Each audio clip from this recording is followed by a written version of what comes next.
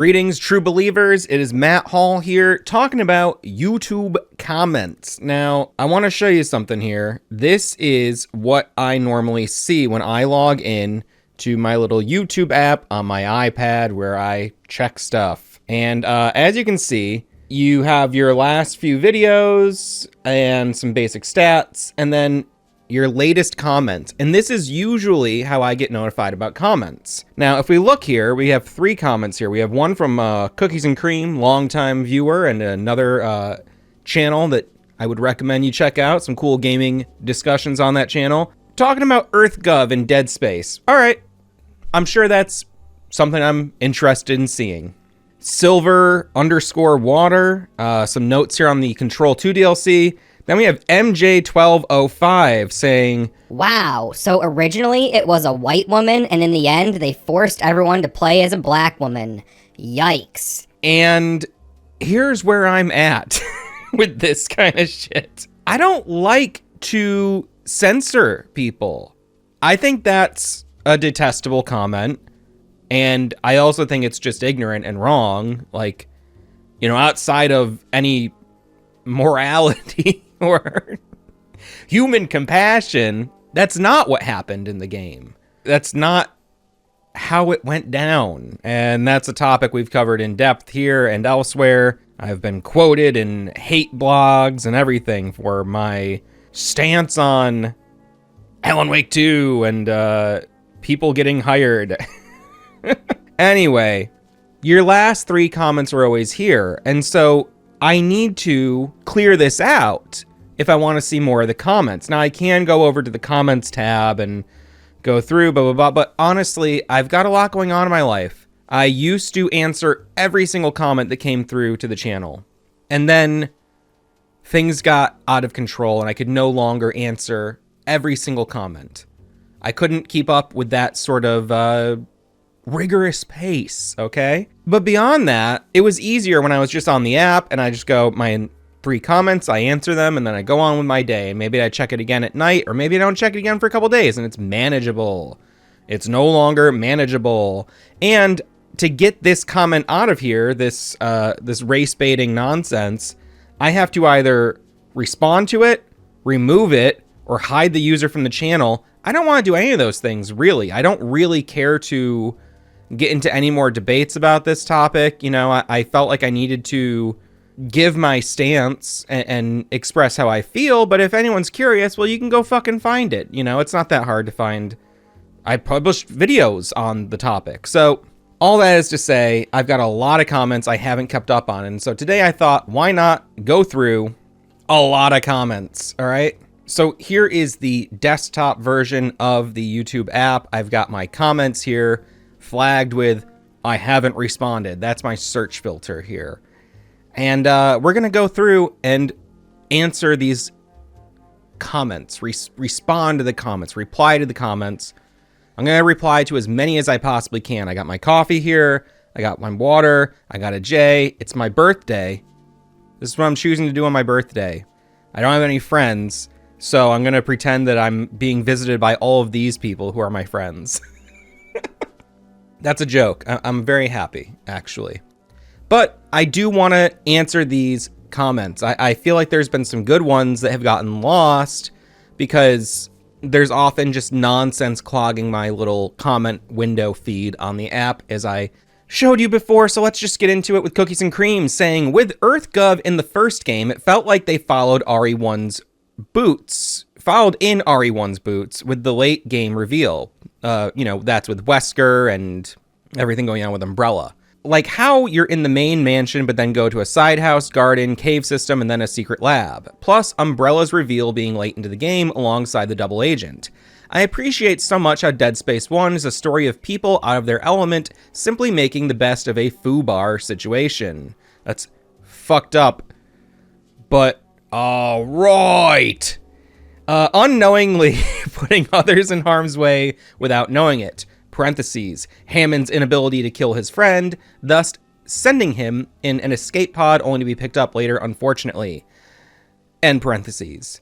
Or like how Temple tried so hard to help people escape to the mining facility only to answer the doctor's plea and getting killed. I'm going to heart this and I'm going to say, Great points.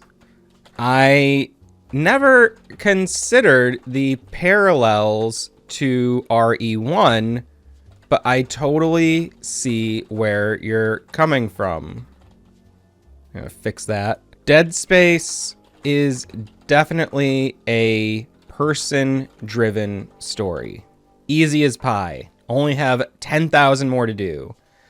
Control 2 DLC. The board puts into action of Jesse no longer being the director and tricking Polaris into offing Jesse in favor of Emily or another lead, probably Alan's wife, with no memories other than board approved. Which, now thinking about it, is very flawed from the board as they do not understand humans other than their taste. The Hiss actually invaded humanity and history a long time ago and is pulling into round 2 or 5. Only time will tell. Speculation, fan theories, we don't know.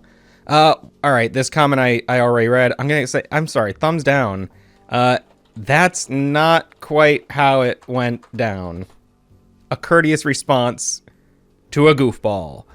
Regal Pixel King says, the worst part of Alan Wake Remastered for me, and from what I've read online, any other person with a Ryzen CPU, is the endless and seemingly random vertex explosions. The remaster is completely unplayable at higher frame rates because of the endless vertex explosions. I hear that the problem is heavily mitigated if you turn on VSync and run the game at 60 FPS. But being forced to run this game at 60 when the original can run at well over 120 without issues shows how much of a failure the remaster is. Yes, those issues are well documented and very unfortunate. Hi, Minnow. Minnow's in here. Minnow, what? Come on, baby. Come on. Hey. All right. The only positive thing I can say is that at least it was D3T doing the remaster instead of being done entirely by Remedy themselves. Yeah, D3T is a support studio who has done a lot of work that I don't think is very good. You know, the conspiratorial part of me wonders why. I want to say it was like Nitro Games, I think, handled the PC port of Alan Wake. And I want to say they did the PC port of Alan Wake's American Nightmare, and it's kind of crazy to me that they weren't brought on. I mean, that's a long time between games, but I would assume that they're still around. I believe they were at the time of development, because I remember looking it up. You'd think, like, why not hire them? And I wonder if this was something that Epic forced onto Remedy as part of the deal to get Alan Wake 2 made. What do you think, Minnow? What do you think, Minnow? Say it right into the mic. Talk right into the mic. Talk right into the mic. She's not a very talkative cat, honestly. Nice Max Payne tropical shirt from Liquid Rufus. Thanks. I like to tell people that the character in Max Payne 3 was modeled after me and my shirt. I think I'm very funny. I have to think I'm funny. Otherwise, I would just go crazy. Mark E. Vane. Listening to Sam on the State of Remedy interview recently, I feel the overall story of the RCU may break free from the games. This may all be wrapped up in a movie or movies way down the line from what he's saying. The story's only just getting going. It makes our years of speculation feel like a bit of a waste of time now, LOL. I understand, yeah. I understand where you're coming from. Yeah, I've been thinking about this same thing myself. Trying to give a thoughtful response here. All I can really do is wait and see. Film and TV productions are so prone to production. Film and TV, we'll say projects. Production issues that it's often a miracle if they get finished at all. I mean, goddamn, the original Alan Wake TV show with AMC was on hold for so long that the deal dissolved. Even the Max Payne movie, they actually inked the deal for the Max Payne movie, like licensing the rights to the film, before the game was even released. And the end result was a not very good movie. It's super mid. And if you like it, good for you. And if you don't, or even if you do, be sure to watch it with our special commentary. We have a commentary track here on the channel. 3706, it was me. Funny, some people in the chat complained about it. I knew it and was giving away spoilers when in reality I hadn't played the DLC before the live stream. Meanwhile, you were playing. I figured it out on the spot. This was someone who was watching my Lake House stream and gave me some tips. I don't mind some backseat gamers, honestly. If I'm struggling with something, I'm trying to get through the game. If I'm playing alone, I'm playing alone. But if I'm playing with on stream, get in there, talk, tell me what to do. I might not listen, but all comments are welcome. Thank you, LOL. Just finished my first playthrough of this. I really appreciate that the queerness just exists in the game, and they didn't feel the need to explain how each character identifies and explain everything for a straight/cis audience. That's on my Sorry We're Closed review. Yes, agreed 100%. I don't need, like a little queer bio for every character that pops up to know their entire, bedroom preferences and everything about their personality. Let them just exist, and I'll pick up on stuff as I learn more about the person, like I would a real person, you know? Sphinx by 7EG. I don't even know. I absolutely loved playing this game. I'd just want them to allow you to complete past levels so it's easier to 100%, but I guess that would also discourage replaying for all endings. Yes, I felt similarly. But the game is short enough that replays are still enjoyable, IMO. All right, we got another comment here on this Alan Wake teaser from Return, which I put up just because I ripped the file. Somebody posted a thing on like how to take the packages, like when you install a Remedy game, how to like extract the stuff from it. And I think this is one of those, or Quantum Break might be one of the games where you can actually just directly access the video files. I can't be sure now, but for a minute I was going into all the Remedy games, ripping all the sound effects, textures, videos I could, doing the Bink conversion thing and blah, blah, blah, blah, blah. And I thought, wow, I haven't seen this uploaded, in the full quality file yet, so let me upload it. And a lot of fans got to see it through that, and it's nice, but also it did bring on a lot of goofball comments. Honestly, I don't blame Remedy for not representing black characters before. They're Finns, and there aren't a lot of black people there. It's true. So when they make their games, they think more about characters based in the kind of people they actually see. Also, since they are not familiar with American black culture, trying to add a character that satisfies the American market could blow up in their faces. I don't even know what to say to that. Thankfully, it doesn't seem like they are making choices just to satisfy a particular market. They are choosing actors based on the strength of their performances and abilities. I don't know. I mean, I'm trying to think back. Yeah, I mean, every game that Remedy has put out after Death Rally, it does kind of have a strong dose of American culture. I mean, the games are often centered around New York, which is in America, in case you didn't know. This is on our Killer 7 discussion and analysis. Kerman Cool says, holy shit, Merry Christmas, by the way. I am late, but Merry Christmas to you too. I prefer this actress of Saga, but her father and shit, ... so it's okay. Sam didn't know who Saga will be at that moment. Totally true. The character was just a rough sketch at this point in time.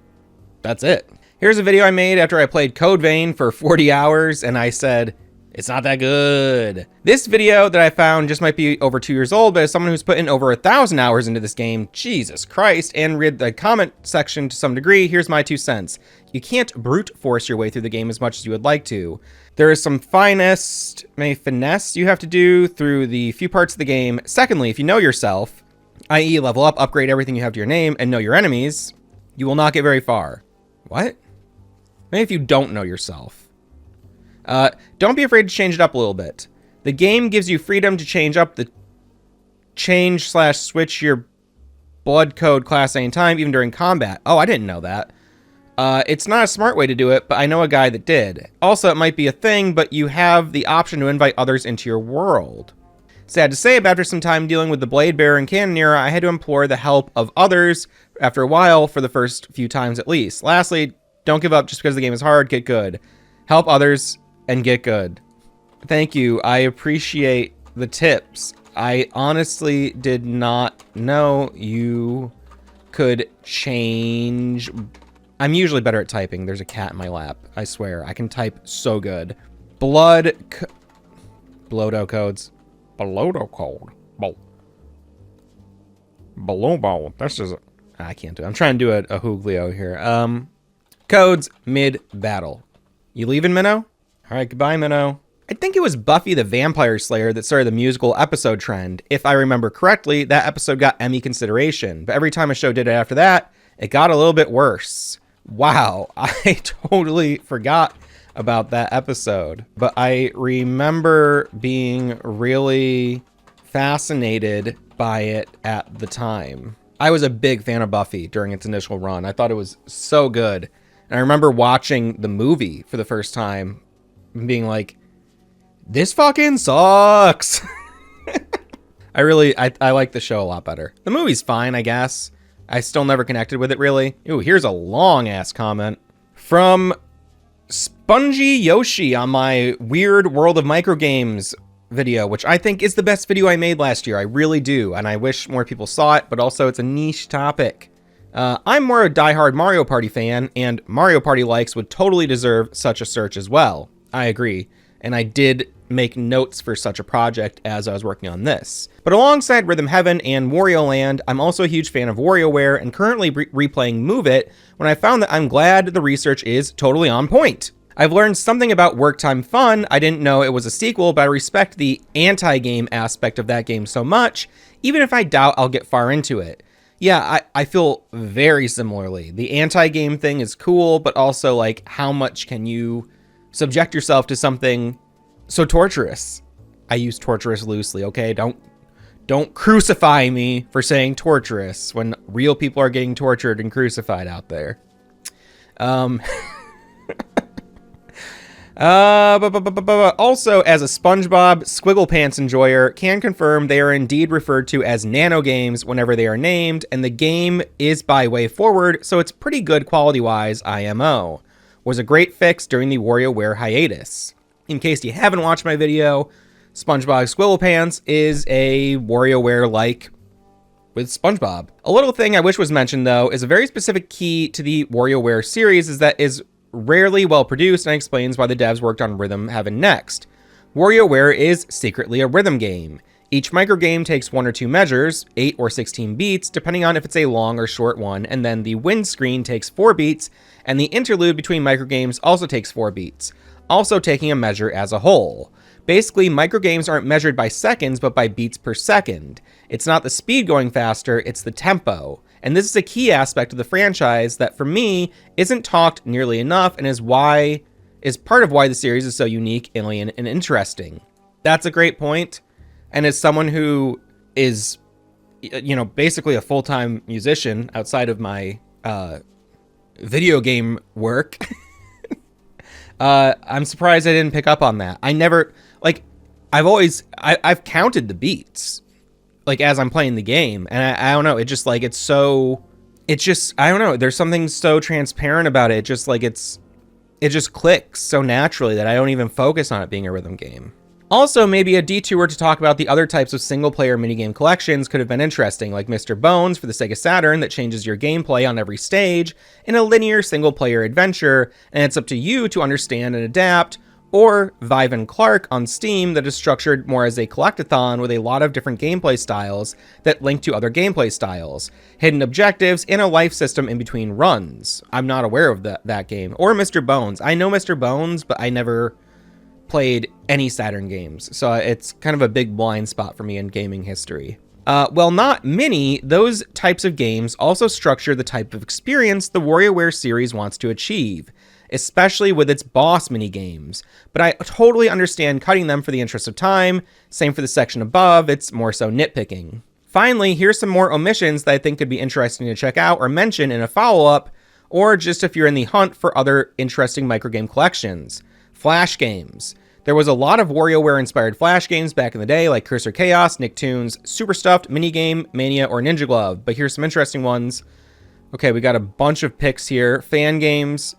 Now, Flash games and fan games are two things that I started to research, but because it's not something that I'm super well-versed on, my research was pretty limited. You know, I went through as many tags as I could on Itch and Scratch, you know, both sites that host indie games and you know, smaller games. But it's a blind spot for me, so I'm going to check out all of these that are being suggested here.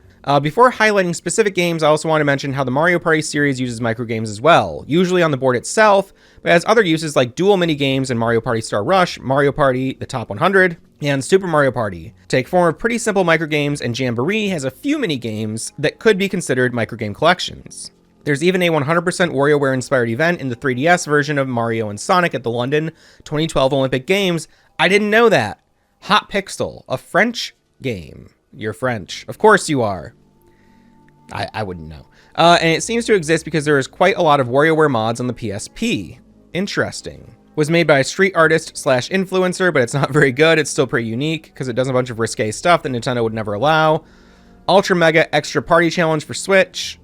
Tomato Adventure for Game Boy Advance. Also want to talk quickly about Rayman Raving Rabbids TV Party because it's another interesting use of microgames. During a regular minigame, an ad break can play if a player presses a specific button while playing.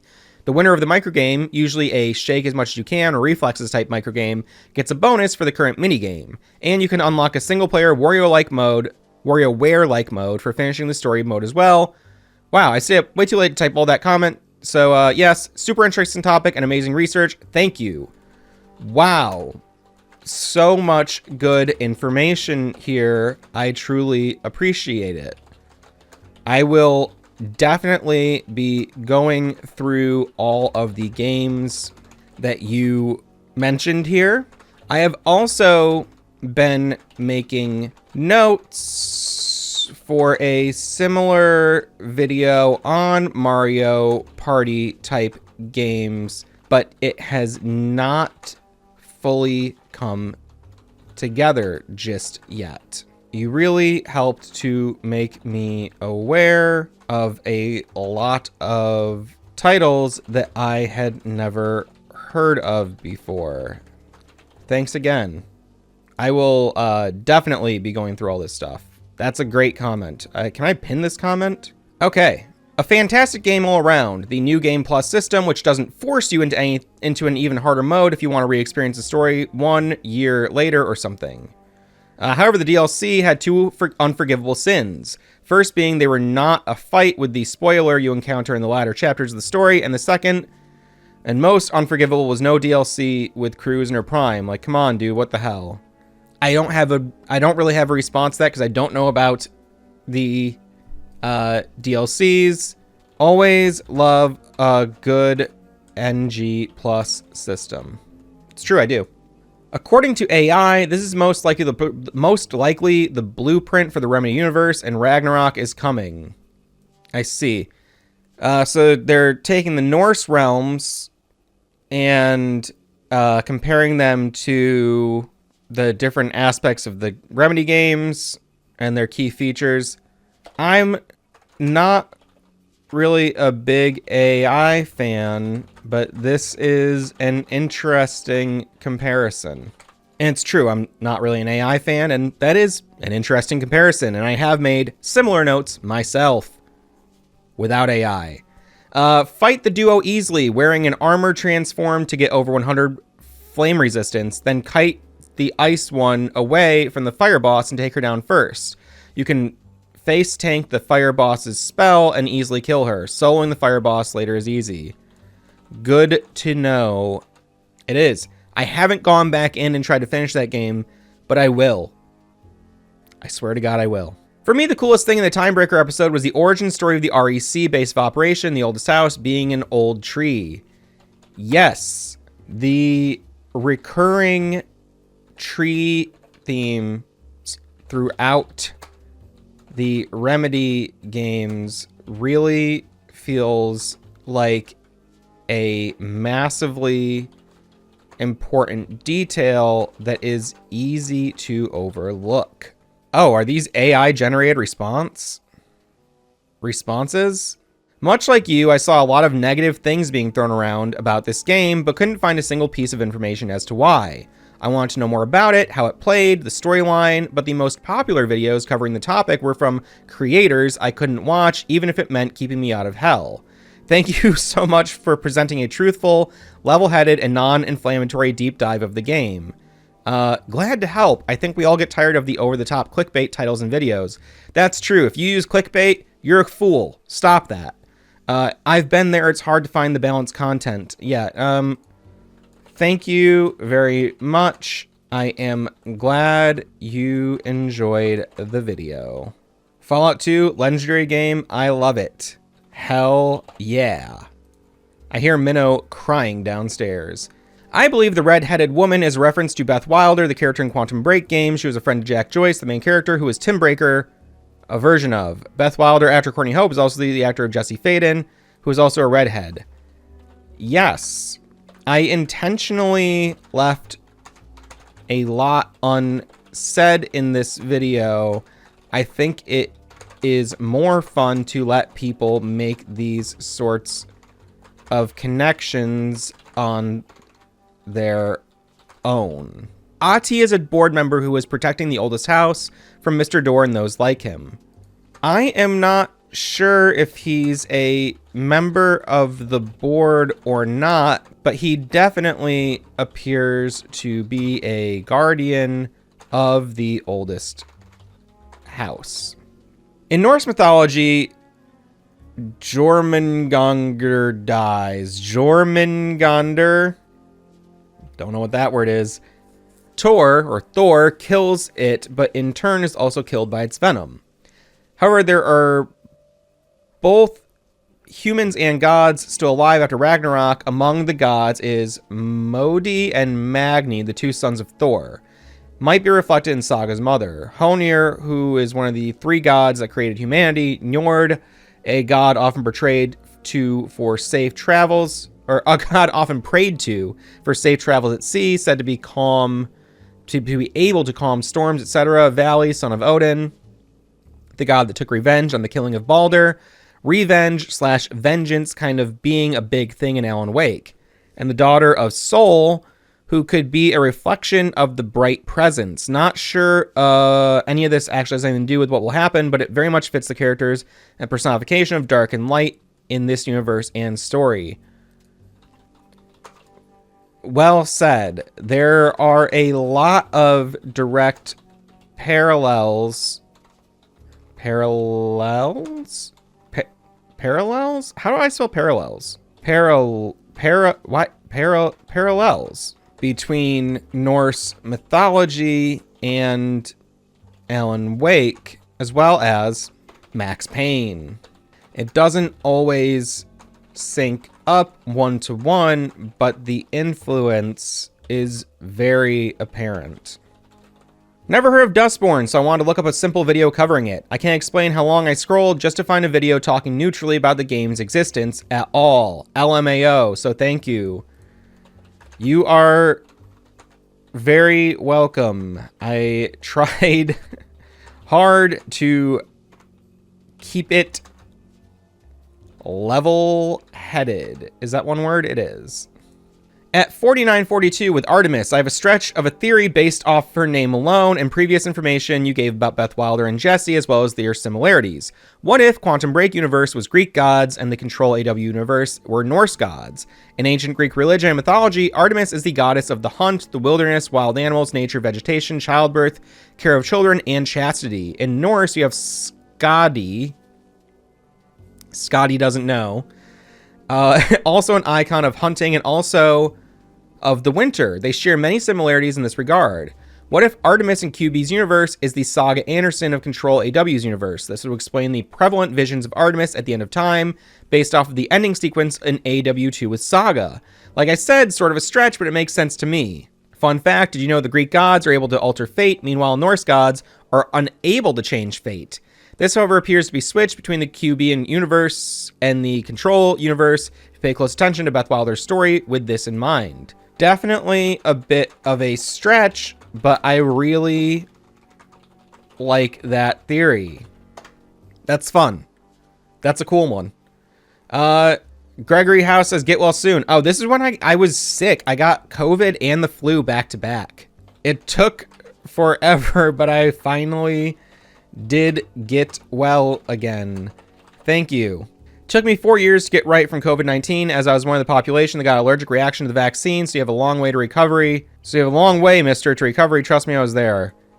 It was definitely slow and still feels ongoing to some degree, but it is happening. Sorry to hear about your reaction to the vaccine.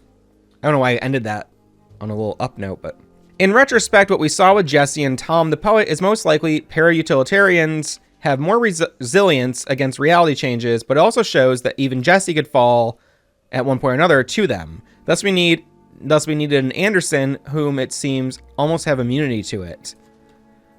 Good point. I am still unsure why the Andersons have such resistance, but I feel like we will learn more about their lineage over time. Why? Why do the Andersons have those powers? And why is it genetic? You know, because if Saga has it. All these people wishing me well. Get well soon. When I had the big C, it was like playing D&D and rolling the dice on a huge list of terrible symptoms every couple of days. It took too long, but I did recover. Thank you for the kind words. Get well soon, Heart Band-Aid.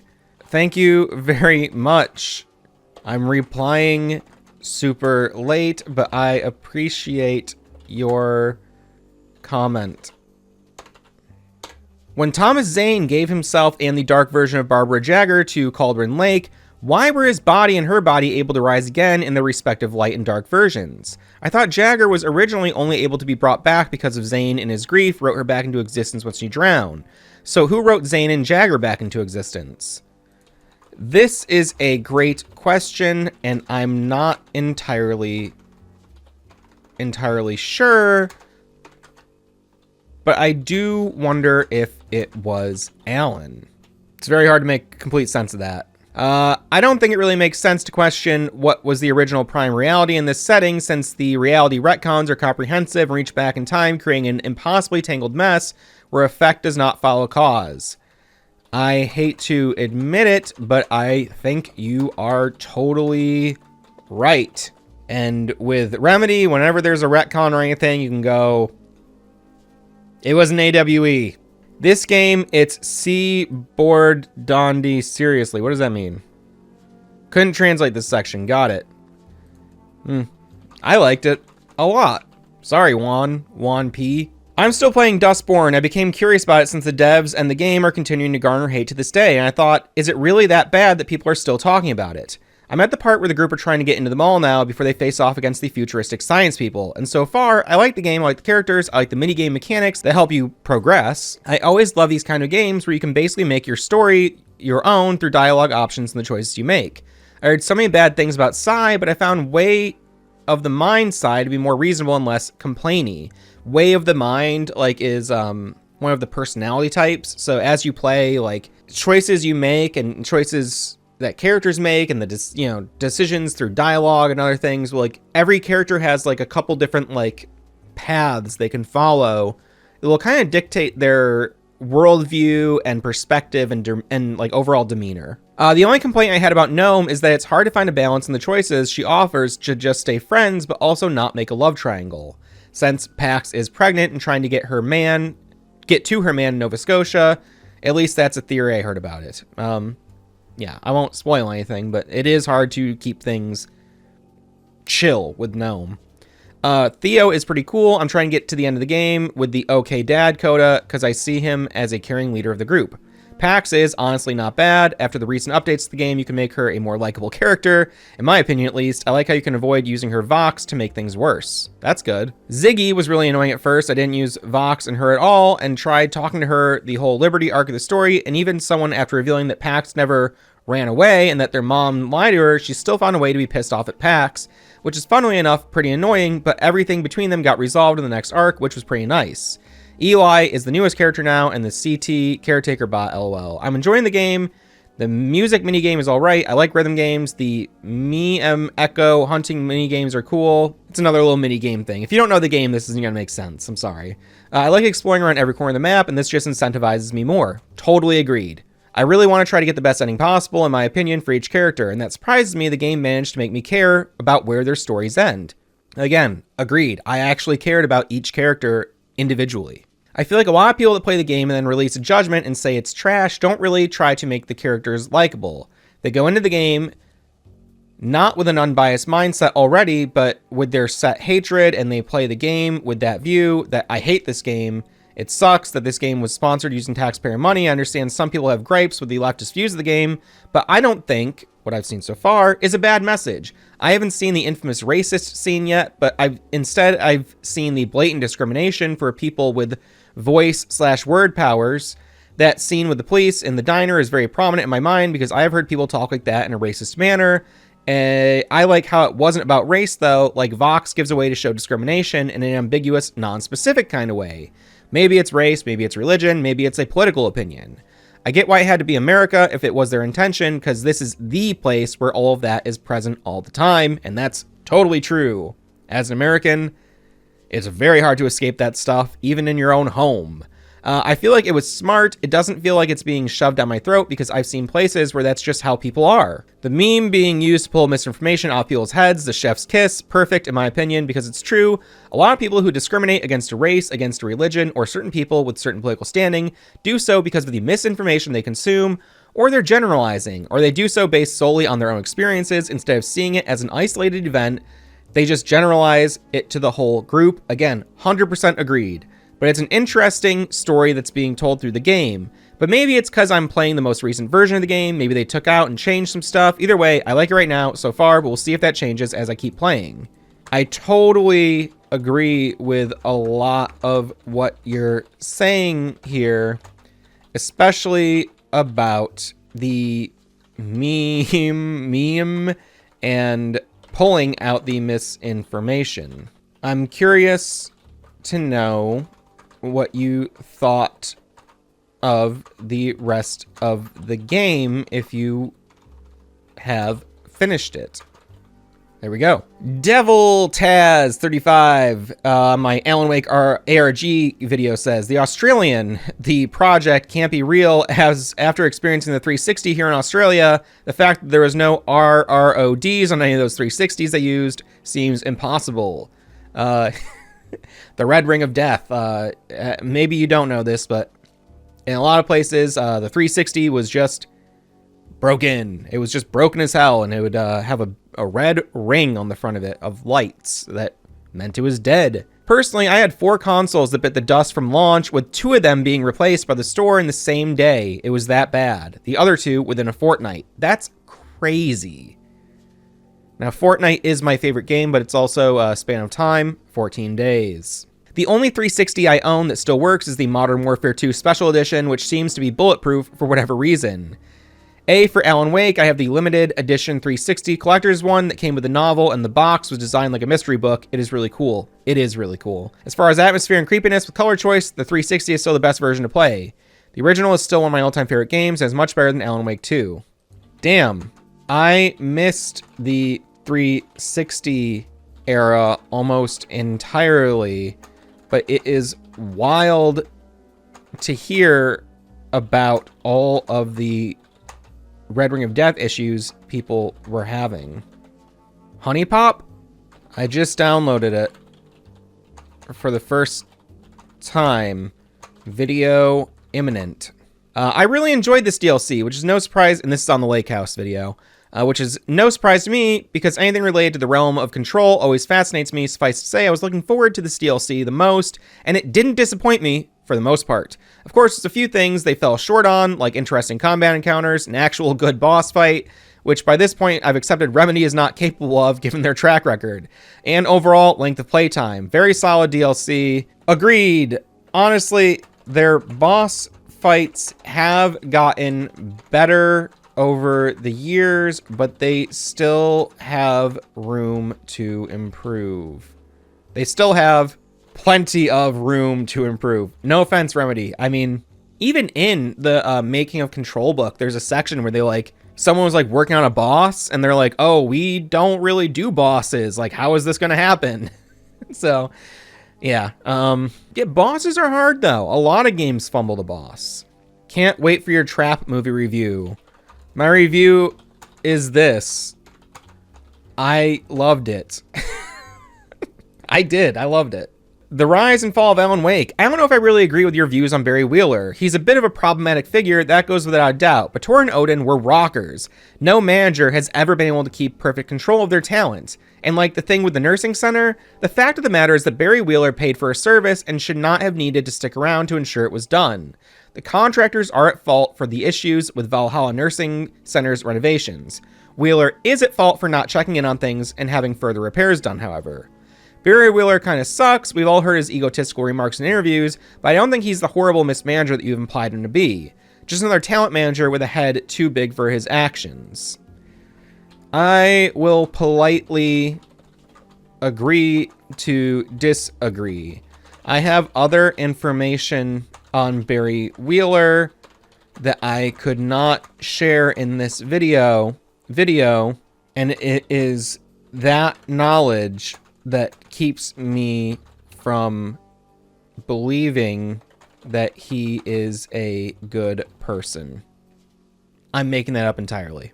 I'm against DEI and Sweet Baby as much as the next guy, but y'all are really reaching on this one. If this trailer never existed, no one would have known no one would have White Saga in their head. People just need something to be mad about, apparently. Or everyone's more bigoted than they want to believe. Save the race, gender swapping, anger for IPs, characters that have already existed for a while. No one gave the original Borderlands shit for turning Roland black. This is very much a 2020s incel crybaby issue. Crybaby issue for sure. Disingenuous prick. No. 226 on my Control 2 theories. My guess is FBC staff or civilian who are now covered in something like how you'd cover a corpse at a crime scene. So I think they're talking about the shrouded figures in the Control 2 concept art. The paper is what I assume to be notes on the body, who they were when they were discovered, notes on the current status of their body. I like that theory. Excited to see how this all shakes out. I love how you use the Address Unknown music in the background, such a classic, groundbreaking TV series. It's the best. Wish it would get a Blu-ray release. That's my Rise and Fall of Alan Wake video, which is a role-playing little joke video. On my RCU video, yes, it's all connected. I think since a lot of Sam's writing is so Stephen King inspired, it would make sense to have a unifying canon in the same way. I don't know if we'll ever get into Cosmic Turtles or anything with Remedy, but there's not much they can't do at this point. Well said. DLC was great in the Control 2 teaser, but the combat system in Alan Wake 2 remains inferior to the first one, IMO. Honestly, I agree. I prefer the A1 combat, but still enjoy playing AW2. I do. I like the A1 combat more. A1. I feel like Night Springs was geared towards gamers who like fast-paced shoot-'em-up type games, lots of ammo with goofs, and more lighthearted nature. The Lake House is pure terror and an exposition, a lore dump that tries to combine the best elements of the past few Remedy titles. Lake House is for the die-hard fans of Remedy. Yes, it was really interesting for me to feel such a strong Control vibe within Alan Wake 2 during this DLC. I had to turn off Xbox achievement sounds while playing AW2 as well. They're the biggest jump scares in the game. I hate it. I have to turn them off every time I launch the game on PC. Apologies if this was already mentioned in the comments, and this is again talking about the Control 2 Theories video. This is from the High Note Fun Club Beats by Mike. The concept art, those being pages, paper, new Alan Wake manuscripts, sounds like the most straightforward explanation for what they are. Yes, but also Control is full of papers. So, to me, the most straightforward explanation would be they're papers from the FBC because that's what you see all over the ground in Control. Also, with the Blessed Organization trying to deliver power to not just the board, altered item, but to the board attached to the oldest house, and given Chester Bless is most likely a villain, it feels like the board / Black Pyramid is either an aspect of or is the true essence of the Dark Presence trying to access the Remedy-connected reality via the threshold of the oldest house. I think if Alan failed to decouple Scratch from himself, Scratch Wake could have been just an agent to ultimately accomplish the overall goal of bringing the board into physical being into the Remedyverse to break the Black Pyramid out of the prison of the light place that is the astral plane, accessed most directly via the oldest house, just like the dark place is accessed most directly via Cauldron Lake. Maybe Chester Bless is the Dark Presence backup vessel, and Control 2 will be the story of the Hiss backed Bless, bringing the board into reality and the heroes of the Remedyverse uniting to either stop or reverse that outcome. I also think this will be framed with a Ragnarok, literal Norse god mythology playing out, but I don't have that angle quite ciphered out yet. P.S. The former is Alan after the Bullet of Light decoupled from the board / Dark Presence, ejected from the Black Pyramid, when Scratch Wake was no longer a viable vessel to assist with bringing the Dark Presence into the Remedyverse. Maybe. If you don't understand Remedy stuff, that must have seemed like complete nonsense to you. Great theories here. I am so excited to see what happens in Control 2 and how it links back to the events of AW2. Watching your video now that I played it myself, holy crap, that Control 2 tease and those visuals. Assuming Remedy keeps up their standard and continues to one-up themselves, which I fully expect, Control 2 is going to be insane and mind-blowing experience. It sucks that it's likely still a few years away, because I can't wait. I feel the same way. I am so excited for Control 2. I'm looking at myself in the camera, and there's just like cat hair flying everywhere as I type. Alright, more Lake House comments. It would rock my socks if we get to play as Jesse, Dylan, and Tim in Control. We technically have 6 playable characters in Alan Wake 2. I think this is a trend from Remedy, and I wouldn't be surprised if they tried to keep doing this. Edit, you can actually kill Dr. Marmot in the last boss fight before she can spawn any painted. I am feeling fairly confident that multiple pro tags are planned for Control 2, but only time will tell if that will be the case.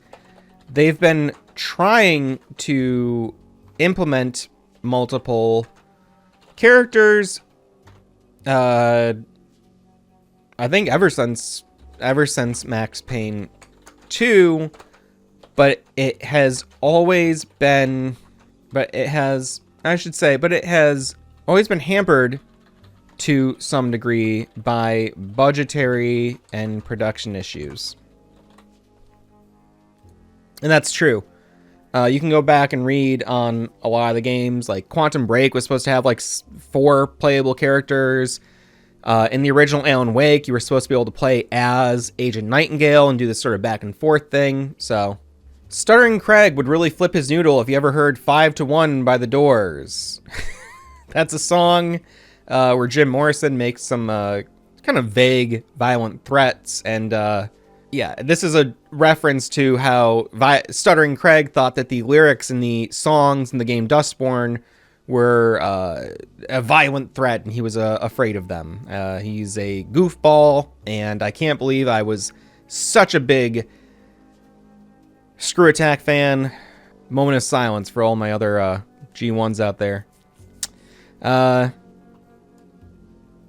We have to protect him from ever hearing it. So, this actress was not just some random person. She should have played Saga initially. This is, again, on the Quantum Break teaser video. This actress didn't even have a speaking role in the trailer. It's a secret video. Secret in quotes because it's easy to find. Still entirely optional from a game, blah, blah, blah, blah, blah. Yeah, we get it. We get it. Yes, you're right. It was just a concept video. They had not actually written or hired any roles for Alan Wake 2 at this point. All right, Super Grimmy's got 2 comments here. The complaints about getting money from grants, I also don't understand. It's pretty standard stuff, and most media projects apply for funding. Some of them do weight projects with diverse casts, but that's just a small part of it. The most important part is to have the competence/trust to actually deliver, as far as I know. Maybe even more important is what the fund decides to prioritize. That level of nuance is beyond the capabilities of the people complaining about this game. Capabilities. What? There we go. The game arrived during peak anti-woke season in the gaming world. They have certainly been living under a rock when being surprised by the backlash. The harassment part of is probably not possible to even imagine. It's just how things turned out in 2024. There's not much we can do about it right now unless magic wands exist. It's going to be a thing for the foreseeable future to some degree, I suspect. It's hard to say how much power this movement has, but it's certainly not zero. It's all about perception. The actual content of the game is not relevant. Yeah, well said. I agree. Yeah. This is just a timestamp comment, probably someone just marking their place because it's a long-ass video. There's nothing funny that happens at 4311. In the assignment at the village in Chapter 2, there is a statue for the gate puzzle that resembles the red-robed Ganado with the skull. This is talking about my comparison between Resident Evil 4 and The Evil Within, where, I kind of put forth the argument that The Evil Within is kind of a spiritual remake of Resident Evil 4, along with the cult symbol being the Los Luminanos symbol, along with a lot of cult-like elements. Wow, I totally missed that. Thank you so much for everything, says Naproxen. You are very welcome. Sorry for the very late reply. LOL. Thank you for this video. Very interesting. You are very welcome. I am glad you enjoyed it. I almost wrote liked it. Sure, why not fix my grammar? Why is this not working? Am I clicking bad? Yeah, that's not what I want to do. All right, fuck it. That's another timestamp person. Squigs NOE has been watching our stuff. RLJPDX, what up, what up? Just recently finished Control, and it was great. Definitely look forward to a sequel. Never did play Alan Wake, though, so I bought that and playing at the moment, among a couple other games. Did you enjoy Alan Wake? I actually Googled Oklo, I don't know how you pronounce that, nuclear reactors, and it is a real thing. Don't know why Andrew didn't seem to find anything earlier. Maybe the wiki article was added later. Very interesting stuff. I've done a lot of reading on this topic since we posted the video. Yeah, there are like natural nuclear reactors and stuff. It's a crazy thing, but it's something that is referenced loosely in Quantum Break as to the origins of Martin Hatch's powers. I just thought that Control Surrender are exactly the choices Jesse and Dylan make with the hiss. Yes, exactly. I love when people make those connections. Interesting. Glad you thought so. Just a nice little reply. Great search and amazing video. Also, thanks for interview with Nate. You are welcome. Thank you for your continued support. Absolutely fantastic work. I have played Alan Wake, the American Nightmare DLC, Control, AWAC, so I know the whole story. But some things were a bit confusing, especially since I started Alan Wake 2 a week ago. So this video really helped put all the puzzle pieces together and understand the story in Alan Wake 2 much better. So happy to hear that. I am. I love that my Alan Wake full story and extended lore explained video explained things pretty well. I worked really hard on that. I started making that video because I got locked out of my house one day. So I walked to the corner store. Well, it's not a corner store. I walked all the way to the corner, crossed the street, and then went to the dollar store. I bought a pen and a notebook, and I just started writing the video script. Another timestamp. Oh, here's the thing. If I heart a comment, it goes away from my little app, you know, like I mentioned earlier at the top of this video. I read this comment elsewhere. I know that, yeah. Wow, I didn't know about most of this promo. I was surprised to see how little documentation existed on these topics. It's my Alan Wake ARG video where, if you don't know, there was a Polish Alan Wake ARG. Remedy should get rid of their community manager ASAP. She is horrible. If she represents the company, in all honesty, then I'm worried. I heard AW2 is still in the reds. I think she is doing well at a very difficult job. I do. Yeah. What's the other comment there? Well, Remedy games tend to make money after a while. I like the first Alan Wake. And a little over 2 months ago, it was reported it had almost fully recouped the development costs, so I imagine after the release of the Lake House DLC, it's sure to have gotten out of the red now. And given time and the release of the Collector's Edition, I can't imagine it won't make a profit. As far as a community manager, I haven't done any research, so I won't comment on it as of now. Comment on it as of now. HR Zone 2 Customs. Is this the guy who does the custom sculpted action figures? This guy's work is crazy. Really good stuff. I follow him on Twitter as well. I think there's more evidence to Alan Wake writing the events of Control to some extent. Okay, this is a comment on my Remedy Entertainment Iceberg video. The Night Springs DLC episodes read as early attempts to escape the dark place, akin to the events of American Nightmare, and it's almost confirmed by the final episode that ends on an allusion to Alan being the creator of its events. Given that possibility, North Star becomes a lot more significant. Is the events of Control, but with plot elements a lot rougher or more vague, and taking place closer to Bright Falls, with the ending revealing the brother Jesse was trying to free Alan. Or revealing the brother Jesse was trying to free was Alan. It wouldn't have worked as an escape method because it would have been too easy and contrived for Alan to have a yet unheard of sibling rescue him, and the consequences of that sort of cheaply made solution are represented as Alan being taken over by darkness. Infused coffee, I guess. Alan not being able to write new people into existence also means Jesse already exists and has a brother which Alan can't retcon and be himself. Okay. However, just like the events of American Nightmare, this draft, while not successful, could have been evolved further, and again, like American Nightmare, Alan could have pulled influence from his prior scripts made for the Night Springs show. Dylan is used as Jesse's motivation, allowing the story to exist as her hero's journey instead of Alan's own Deus Ex Machina, and while no longer freeing him directly, it allows for the events of AWE, which in turn gives him an event that can anchor return to reality. Obviously, not all of Control's setting and characters can be created by Alan, but we know his stories to some extent can influence events and the actions of others that happened before they are ever written, as demonstrated by Nightingale's nightmares and his partner's death before the events of the first game. It's possible the events that led to the Hiss's escape could have been influenced by his story that was yet to be written, and there's Casper Darling's unexplained connection to Wake that could have had a part to play too. How Alan's early writings, always being somewhat prophetic, could be a consequence of him eventually writing stories from within the dark place, which is evidently not constrained to time in a linear fashion, as Remedy has shown in both transmedia content and Alan Wake 2.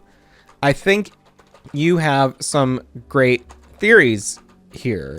As for Alan writing Control, writing the events of Control, it is just as likely that the North Star episode was influenced by actual events. Does that make sense? So, instead of saying like Alan wrote Control and that's why there's Control elements in North Star, it's that, Control happened and, as in the events of Control seeped into the dark place and Alan used reality as an inspiration for writing North Star. Hard to say where one idea begins and another ends.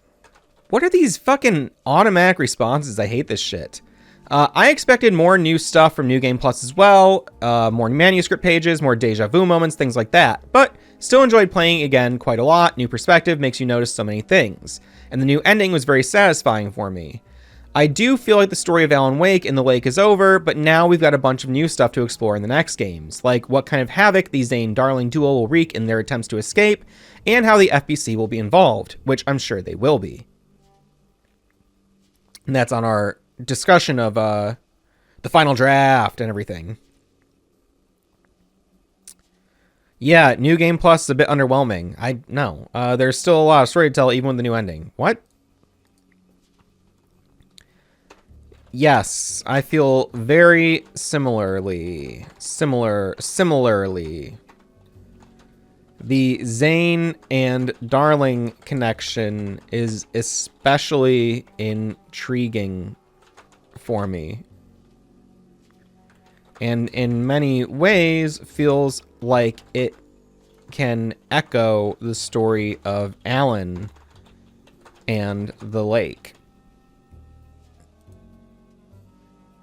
The Zane-Darling connection are especially... No, connection. It's the connection is. Sometimes these suggestions don't make sense to me. Maybe my grammar's wrong there, though. Also in Quantum Break, there's an Easter egg at the beginning where Martin Hatch suddenly disappears when the player looks away, implying he had some sort of time-traveling powers all this time. I also would have loved a mention of the early Quantum Break when Sean Dury was the main character before Sean Ashmore. That being said, the beta footage threw me off guard, had no idea about its existence. Amazing job in this video, very interesting. I appreciate the minimal spoilers. Spoilers makes me want to play Control and AW titles all over again. Yes, great info. I purposely avoided mentioning much lore, spoiler heavy stuff. I wanted this video to push people to play the games rather than try to give them some kind of secondhand experience. Is there a typo in there? I thought I saw a little... Oh, secondhand? Secondhand's one word? My little correction thing is not working anymore. I feel like the game that connects the Rockstar universe with the Runnyverse is actually Manhunt. Back when I was ignorant of such things, I thought that the same developers made both games, right down to the constant use of painkillers as a health mechanic. Manhunt gets referenced a lot in GTA Online and such, but I always felt like it belonged more in the Remedyverse to me. My theory is that we have two multiverses, the Rockstar Games Connected Universe and the Remedy Connected Universe. Max Payne's a universe, part of both multiverse, therefore, how we can see many similarities in the themes of these games. I think you're right with Manhunt, more importantly, the second one. To understand Alan Wake, we must take into consideration the existence of the Pikmin Bridge and the possibilities it brings. Monsters wear many faces. Yes, I'm loving these theories.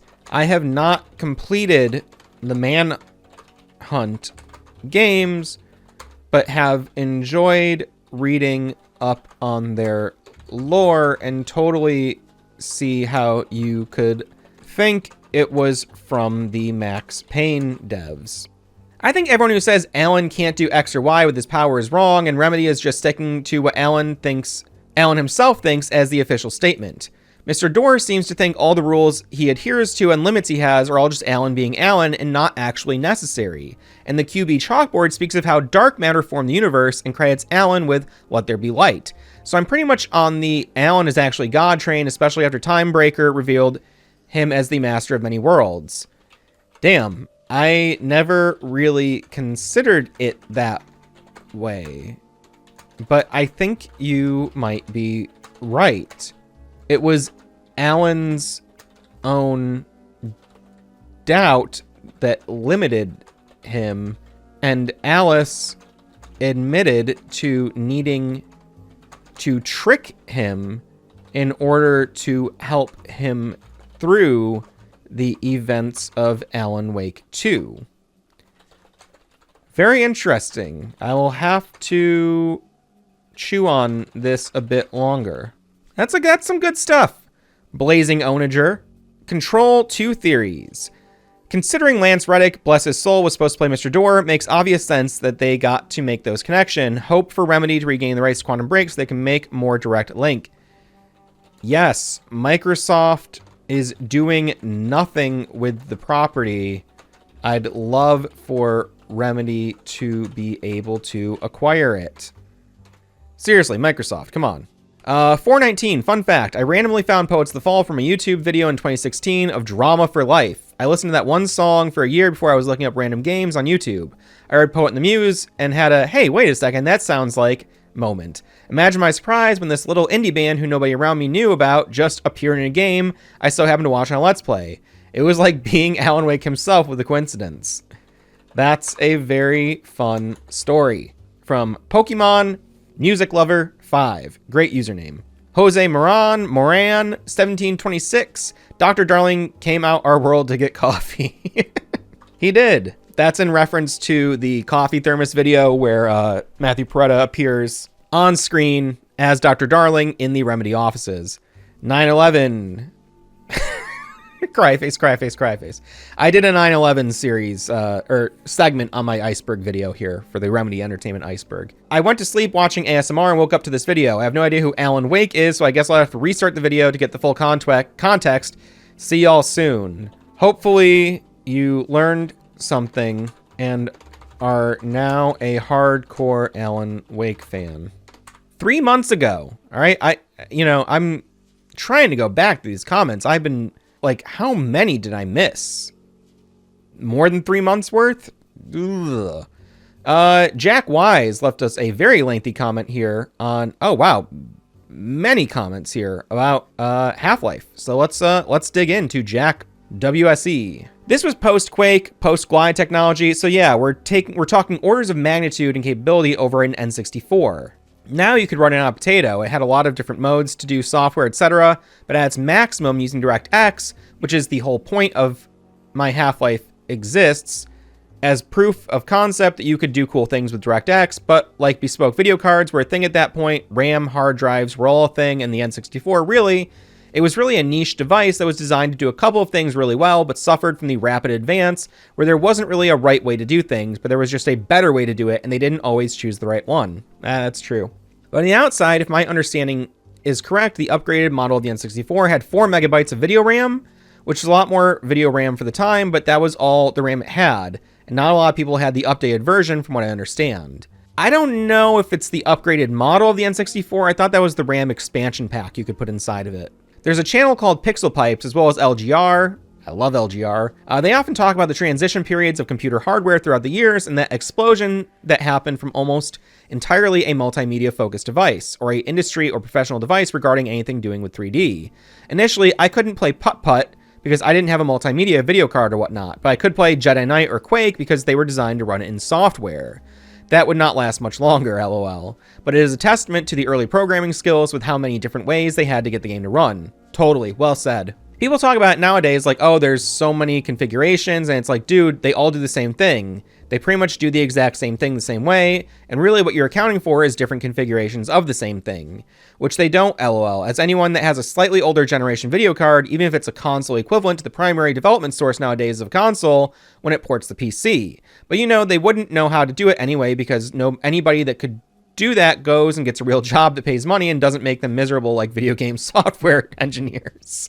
Like, I'm being nitpicky, and I probably written a whole novel at this point, just in the first 7 minutes of what you've been saying, lol, but like, don't say things like guesstimation of a hardware equivalence unless you know or have an understanding, because people are going to take that and just run with it and spam it everywhere, like regardless, you're coming from a place of authority for the most part, even if it's a fair or not. But if you're going to do a deep dive and spend 4 hours talking about a video game, especially an older game, I would highly recommend looking at the culture and the tech at the time, because that has a lot to do with everything, especially back then. It's not just a thing nowadays in any consumer facing or even on the technical end. It's sad that it isn't, because I've watched the industry turn into product where there used to be some sort of collaboration between the gamer and the game, and they play the part accordingly. I mean, shit, the fact that Ubisoft thinks that it was a viable strategy to sell cheat codes to their single-player games, that's sad how things have gotten in terms of how much input the actual consumer has on the medium and industry, or is willing to give, of course.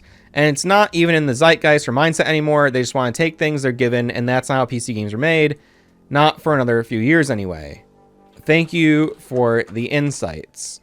We definitely did not do our due diligence in exploring the full context of things at the time of the game's launch.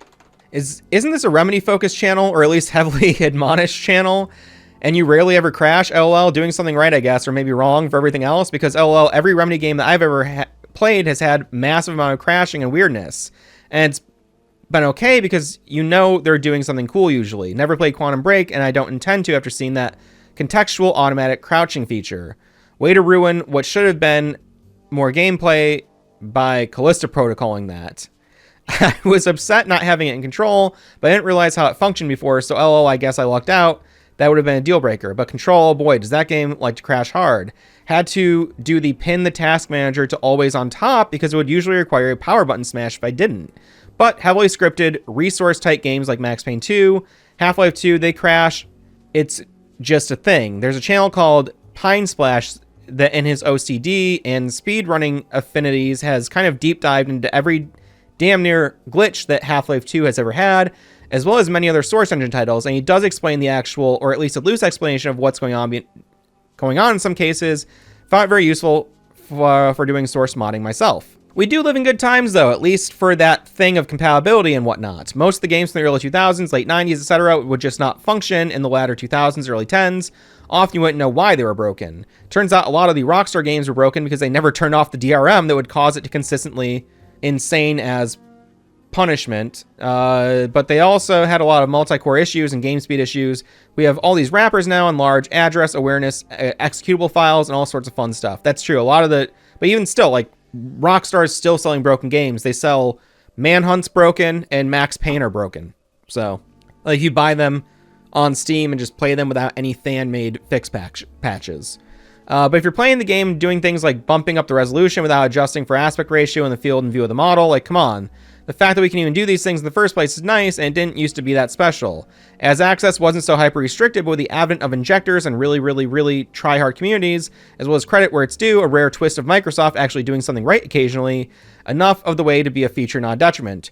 Raw, out of the box, would still probably be the most stable way to go with the way Windows 10 modern wrappers can fix things, but if you're still going to have to do a bunch of stuff like FOV fixes for 16:9 if you want this, it's just the way it is. If you're not doing that for these older games, you're really doing yourself a disservice as well as the game, although in some cases the fault definitely can lie on the game as well, depending on how it was constructed. One thing that stands out is how they approach interpolation, which is funny because they write code like Carmack. They use everything is based on Quake technology here, so you can see the parallels and is an id Tech.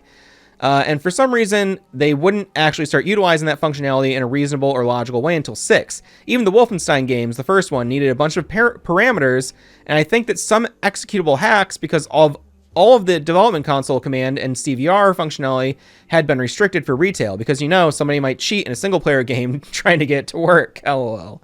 There was a lot of forward-thinking things in Gold Source and Source, which is ironic because Counter-Strike might as well be a hamster wheel of stagnation as far as actual game design goes. But hey, they were on that way before anybody else was, it seemed. Not saying they're the only ones, but they are definitely the best probably. That being said, their obsession with pipeline updates has consistently broken both games over the past 2 decades, as well as other games not related that are currently using Source, like Titanfall and Garry's Mod. The closer to the Half-Life build that you get, the more broken it gets. And this was during a time when they just wouldn't even respond to their customers with questions, like answering like 1 email a month, 1 question out of a list maybe. If you go to the Source Engine version of GitHub, I guess you could find some really frustrated conversations about things that have been changed or broken, trying to find information about things. And this was out of state when there was more information about Source Engine than any other time, as opposed to when games like Vampire the Masquerade Bloodlines and Dark Messiah were being developed, where they actually didn't have proper documentation at all. But it seems that Valve has just at least gotten better about that in their reawakening. Somehow, I still rarely have any Remedy crashes. The only Remedy game that I can't get to run well out of the box is Max Payne, which is another game being sold by Rockstar that hasn't been updated for modern hardware. Thankfully, fan fixes are easy to find for that one. Again, appreciate the insights. I do. I love when people leave long-ass comments, honestly. Half-Life set of model and a standard that people wanted to attach to, but it wasn't like the first, although it may have been the most polished in that vein of hyperlinearity. And like Civ 11 is often quoted, I feel like people get the wrong lessons from Half-Life, but it was something that did it so well comparatively. When I first watched my buddy play it over his shoulder when I was like 10 or so, the thing that stuck out to me was how cool everything was. Not that it was anything new in terms of linear progression or storytelling. I mean, keep in mind, my first video game I ever owned was Jedi Knight, an accident as my parents had tried to keep me from playing video games. And honestly, everything that Half-Life did as far as structure went and its linearity and story progression, so did Jedi Knight, although in all fairness, you actually had some mild RPG-esque choices in the storytelling. I've never played Jedi Knight, I'm very curious about it. There's an argument to be made that gaming would be in a better place if Half-Life had not existed simply for the fact that compulsive need to replicate it without really understanding why it worked, or that it wasn't a rigid formula that could be strayed from necessarily. But it also allowed for set pieces as its primary driving force, and I think that was always going to happen, but who knows. There's an alternate future where they still make PC games, even if it's diminished. Ironically, Half-Life Alyx, probably the most recent actual PC game, go figure, and God bless them for doing that, because there's a spirit to that style of game design in the late 90s and early 90s all the way through the early 2000s of trying to do cool stuff and develop the medium forward in its immersion and its interactivity and what it can offer. And that just doesn't exist anymore. And I don't mean just in AAA, I mean AA as well as single A. The indie is really dead. We've come full circle back to full motion video, LOL. Presentation is all that matters, and the core audience is so utterly dependent on the game playing for them. It is hilarious and little encouraging to see pushback from the more egregious examples like Callisto or Hellblade 2, but that'll be normalized soon. Honestly, I think the consoles pushing into the PC space had far more to do with it than Half-Life did. Set pieces under constraints is exactly what those things can do ideally, and you really didn't have to do much with it given the level design of Halo basically being a series of sections, copy and pasted with all the enemies and everything exactly the same over and over again, and that was acceptable. Kind of like a foretelling of open world design, right? Which used to be considered advanced game design because of its non-linearity. Somehow we managed to have our cake and somebody else drop it on the ground and smush it flat, even smearing of sadness. I don't know if I think things are quite that dire.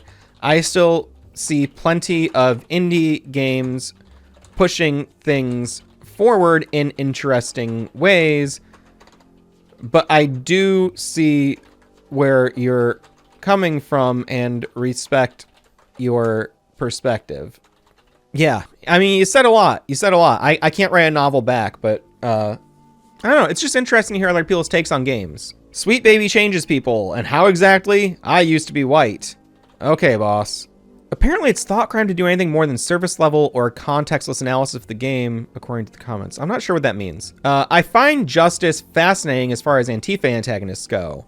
Many games of this genre just use generically evil cops or reactionaries as their villain, but Justice was formed out of an extreme but genuine intention to fight crime, making them come off as misguided humanized villains rather than ontologically evil ones. They also embraced inclusive branding towards the non and normal minorities, and are probably less bigoted than most of the grifters talking about the game, but they're also hypocrites because they won't apply that kind of mindset to anomals. In my opinion, they map more closely to cop-loving neoliberals than to mainstream or fringe right-wingers. Yes, I wish we got to learn a bit more about Justice. It definitely seems like a theme that has legs. Another Dustborn comment.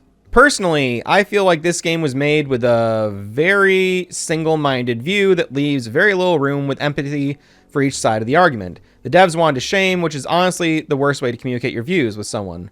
Why would people listen to that if you insult them? It's not like games haven't tackled politics successfully before. Look at Metal Gear and Disco Elysium. Both are heavily political, but not once does it feel outright hateful to one side. Each side or political stance is explained and criticized equally, allowing the player to make their own informed choices. Take the dock workers from Disco Elysium, for example. The game shows you the views of both the strikers, scabs, and even the boss of the docks. You may not agree with their stance, but you can empathize with why they think like that. Nothing is black or white, very much like real life. It's comforting in a weird way. Dustborn, on the other hand, is simply saying this is the only way, and if you disagree even a smidge, you are awful. Politics should never be, I'm right and everyone else that disagrees is wrong, and then when communication breaks down, we can't understand each other. I'm not sure if you completed the game, but that is not at all what I took away from my experience with it. The game goes a long way to explore different perspectives and humanizes people with opposing views.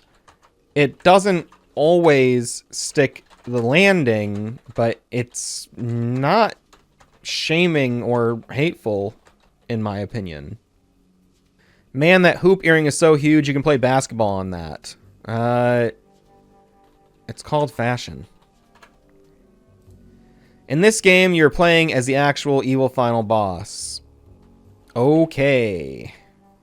I played the game entirely. People from the 80s, 90s created more compelling games with a fraction of the resources and without widespread internet access. I think it's hideous to make bad game and then cry on Twitter it's failing because of the anti-woke crowd.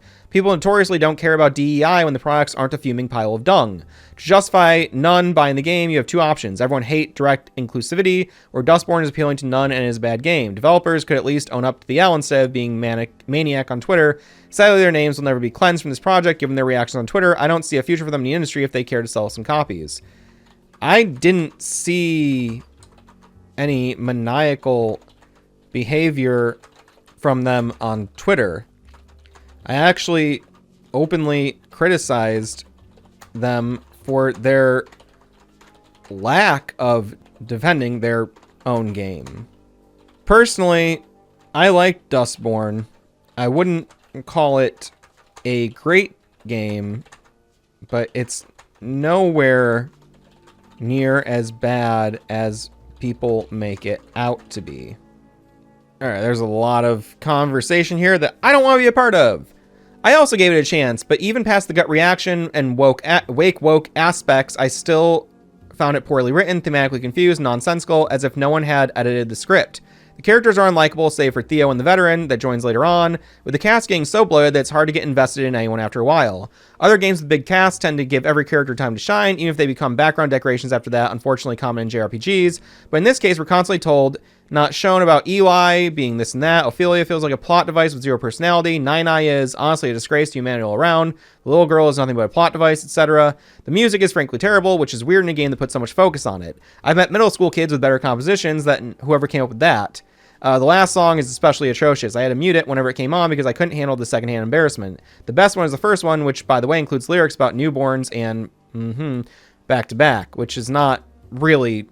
That's a misinterpretation of the lyrics. I agree that criticism shouldn't be based off perceived politics and wah woke brain rot helps no one and does nothing, but the same goes for the other side. We shouldn't consider something good because it has diversity or an alleged good message, which this game also fails at, by the way. Not only is the protagonist another angry black woman criminal raised by a single mom, but her sister is another nerdy Asian girl with dyed short hair and multicolored streaks who likes robots and math, but is also brash and emotionally stunted. There's also the Mexican immigrant who randomly speaks in machine-translated Spanish, and the other major black character who is another criminal, uneducated and ignorant. Well, it's true.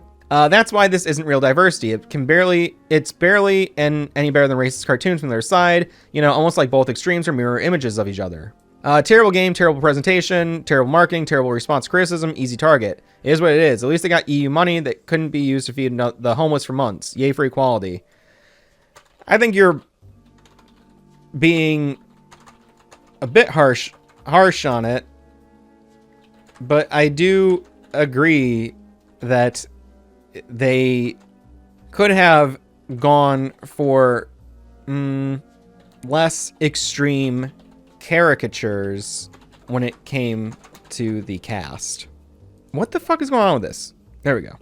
It would have never gone to the homeless. It would have gone to the pockets of the CEOs who bankroll alt-right narratives, lies, and distractions. Wouldn't be surprised if a lot of the money made shorting the related companies and indecencies.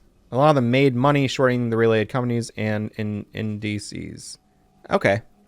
I have no interest in this game, but your review was so well measured and communicated that I gladly sat through it all and at least tried to consider why my initial reaction was so hostile. Thanks for an awesome upload. Thanks for giving me a chance. You can't blame the devs. They went from mediocre games, bringing in low 5-digit sales, to an upfront 6-7-digit DI cash injection to make ideological material. Whoever puts better food on the table during terrible economies wins. Honestly, I do not know enough about their background and previous games to comment on this. Or you could just pick up a less bland adventure game for half the price of this. Pick up any game you like. This game definitely isn't for me, and these are all Dustborn comments again. I watched your video on it and your experience with it, watched full gameplay of it, and try out the demo and can say it's something I'll be happy. It's not something I'll be happy spending $30 on. That said, it's nowhere near as bad as everyone says it is.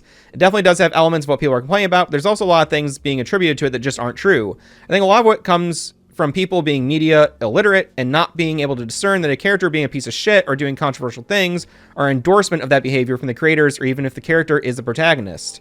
Yes, well said. Characters can be shitty. It doesn't mean the devs are endorsing that behavior. I should say are championing that behavior.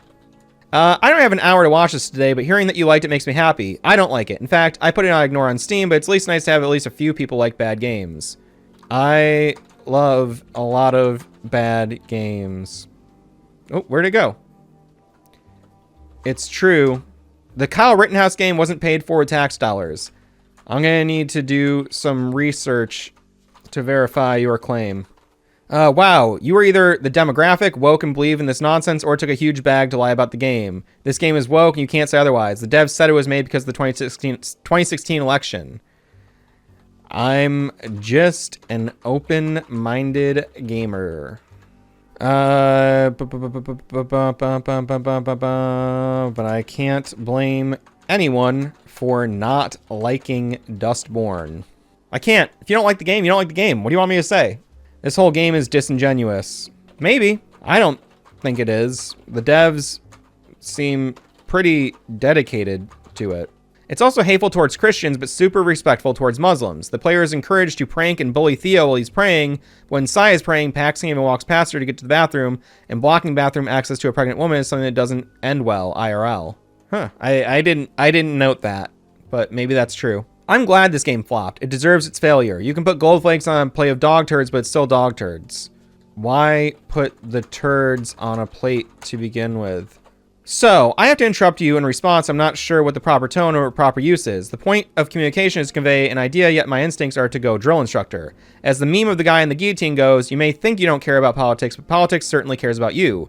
You hint at understanding this when you're saying you have to choose a side. The question is, what are the sides? I think you're completely miss, or perhaps understand too well, the reason Trump's election was so triggering. That is, populists elected a candidate. To you, perhaps this is an obvious outcome of the culture war, but to the types of people who made this game, wealthy college-educated types with government connections and jet-setting friends, the people who supported Trump were toothless hillbillies living out in Timbuktu or someplace technology and modernity forgot. They were the past, and the progress of the progressives was all there would be. They think they're on the right side of history. 2016 laid bare the reality that they were not popular. Their positions in media and legal offices were insufficient to rightly guide people forward. It was, to them, the first realization that there was actually a culture war, that there was a very large bias of people, or base of people, who deliberately voted for a person they portrayed via every other outlet as a bad and vile person, or they had as a vile person, hence Orange Man bad. People were willing to either ignore them and vote for the bad man, or worse, did not believe those things were bad. So yes, the election of Trump in 2016 is a nice summary of what these developers were responding to. It's all baked into the same cake. 2016 was supposed to be the year they won. It turned into the year their entire worldview hit an iceberg and they were trying to contain the flooding. This game is as much trying to process their own trauma as much as anything else. There is some genuine expression in the game, and thus it avoids the pitfalls of a lot of corporate designed by committee problems. However, it's expression where you run around as a psychopath and manipulate others within a single narrative context. Well, not really. I suppose some credit is due. The main character is a horrible person, has a personality. She isn't a brick like most main characters, but it's also not like she has much of a moral arc either. Well, she does. That's actually the entire arc of the game.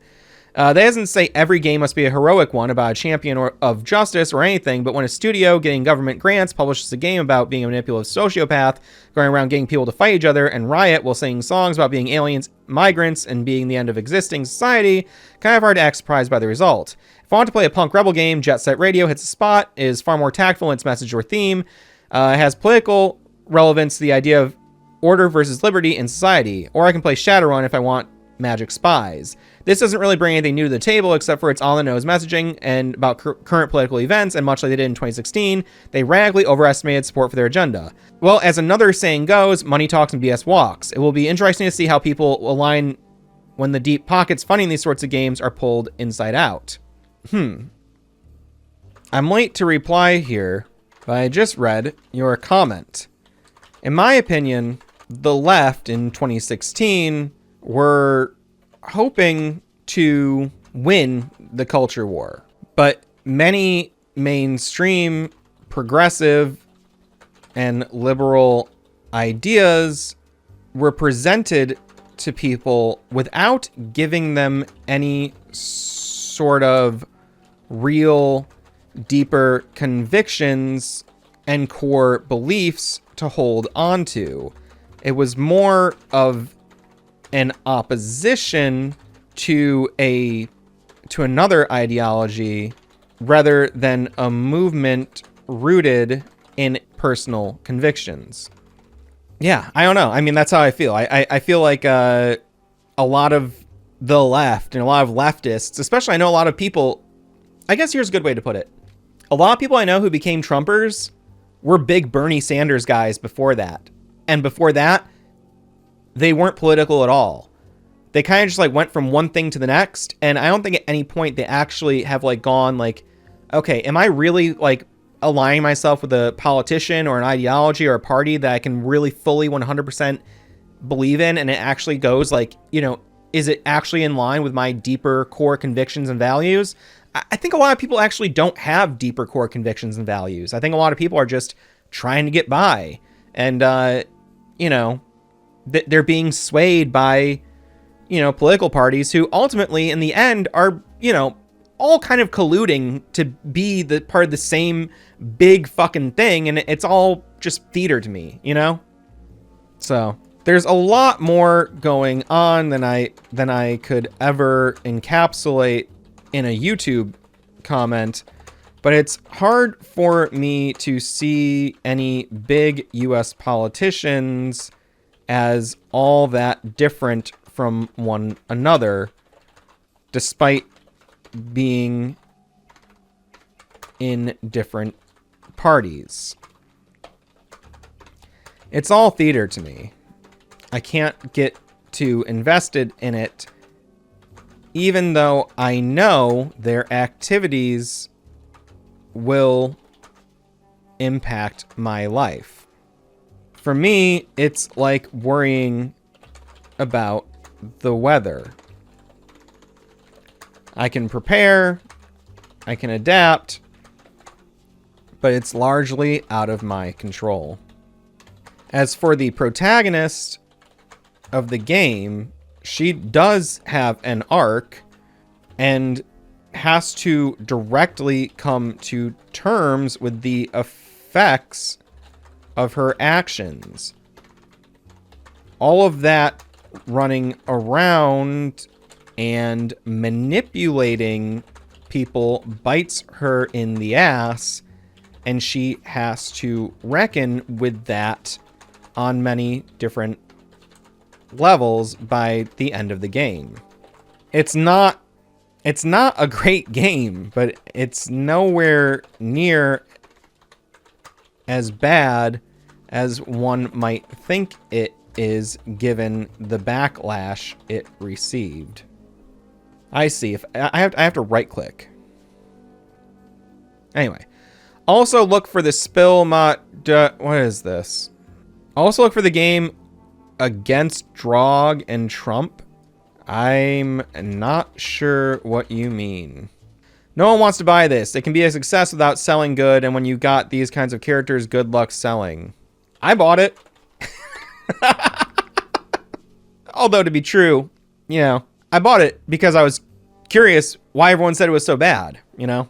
Here's what I think will happen in Control 2. All right, we're getting away from the politics stuff, which I think is so stupid. I mean, really, I try not to get too political on this channel and get into all my political views and stuff, but it's like, do you need any, as an American, any better illustration of what's going on than Trump and Obama, like, buddy-buddy, at Jimmy Carter's funeral, like laughing together and stuff. Like, it's all fucking fake. It's all political theater. It's just rich people want to stay rich. And then there's poor people down here, and they do everything they can to keep the poor people in opposition to one another. This is one of the last things. Yesterday was Martin Luther King Day in the US. It was overshadowed by Trump's inauguration. But one of the last things that King started talking about before his assassination, before he was murdered, okay? And you can look into who murdered him and who those people are connected to and where those ideologies stem from, okay? You can look deeper into this stuff if you want to. And I'm not talking about conspiracy stuff. I mean, if you need the official record, there's official record on how it went down, okay? There's like the actual like report that the government put out. Look into this stuff. Look into how his family sought, $1 in damages for the conspiracy to murder King. And how that was also kind of like gone down the memory hole and was covered up in the media. Not covered up, but was obscured in the media by the O.J. Simpson trial. Okay? It's just rich people trying to stay rich and keeping us fighting about shit that doesn't matter. It's like shit. I guess I shouldn't say shit that doesn't matter. Shit we can't control. Okay? You are born, you have a certain pigmentation. Like, that's stuff that you can't control. You're born with it. And of course, now, we could talk about the science behind these things. Yes, Yakub made all white people in a lab. No. It's just like, it's those are the things that they get us to focus on and fight about. Well, they are all part of the same club, and we're not in it. And you can't change that. Okay? Like, we have this like idea of like individualism. That's just a construct. All right. We are still like the serfs under the king. Like all the peasants couldn't fight back against the king. Okay. That's where we're at. It's a little bit hopeless. You can still love life. You can still resist whatever. You can still fight for justice and equality in your life, in your communities and whatever. Like, I'm not saying you got to be completely nihilistic, but you got to be realistic about the power structure in this country, and that it is rich people are going to do whatever they need to stay rich. And if that means us taking each other out, that's what they're going to do. Anyway, let's talk about some theories for Control 2, a video game. Here's what I think will happen in Control 2, says Thomas Alexanian 927. Alexanian. The Hiss and Chester Bless would team up. The AWE within the oldest house would leak out and take a portion of New York. We would play as both Jesse and a couple field agents outside the oldest house, and possibly 2 to 3 expansions that would involve Alan Wake and Tim Breaker / Jack Joyce. Yeah, I think you might be spot on. Ooh, K29 King 1. Wild theory here. What if the main antagonist of Control 2 was a Hiss-corrupted, controlled Warland Door? As Door is the master of many worlds and can access every reality, a Hiss-corrupted Warland Door would be very, very, very bad for the Remedy multiverse because he could spread the Hiss to every universe. And the only people who stand a chance against a Hiss-controlled Warland Door are the FBC, Jesse, and Dylan Faden. I think Dylan will be a playable character. Tim Breaker, Jack Joyce, and yes, even Alan Wake. I have a feeling the Hiss will still very much be a threat and that Warland Door will be a major antagonist in Control 2. Why not be a Hiss-controlled Warland Door? A fine theory. This idea is almost hinted at in Control 1, where Dylan talks about discussing the Hiss with Mr. Door. Uh-oh. Another long comment. This from Gary 2909. Okay, I need help trying to understand 2 contradictions in Alan Wake 2. The first one is, and I'm sorry, Gary, that I didn't respond to this 5 months ago. Well, the plaque in the entry hall of the Valhalla nursing home states the building was built in 1965 for the Finnish filmmaker Thomas Zane. There are a number of indicators the building is far, far older. The date 1887 is lettered on the roof line above the main entrance, which would be consistent with the manor's Victorian style.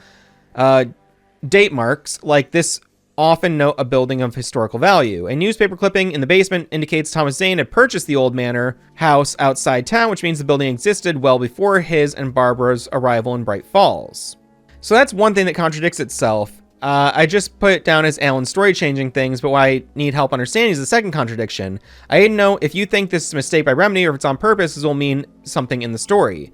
So I was playing Alan Wake 2, and in the Valhalla nursing home, Pat Main says in 1991, a 15-year-old girl called Nora Hesberg drowned in the old bunker. In 2014, Barry Wheeler buys the building nearby and turns it into the Valhalla nursing home.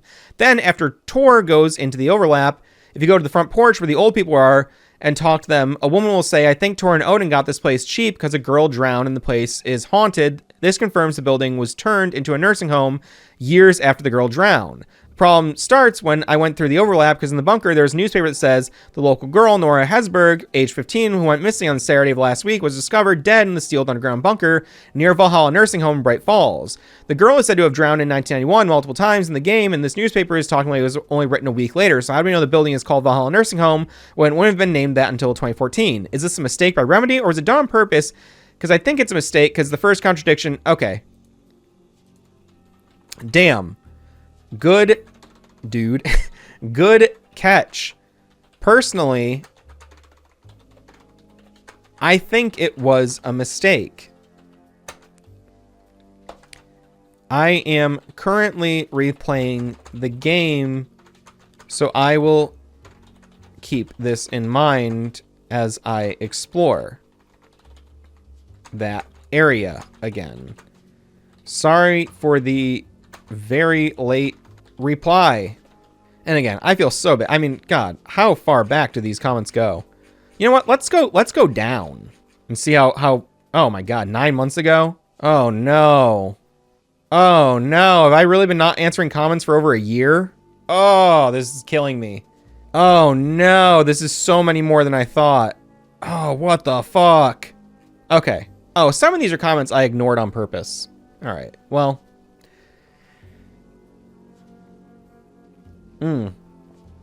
Oh, beautiful cold coffee.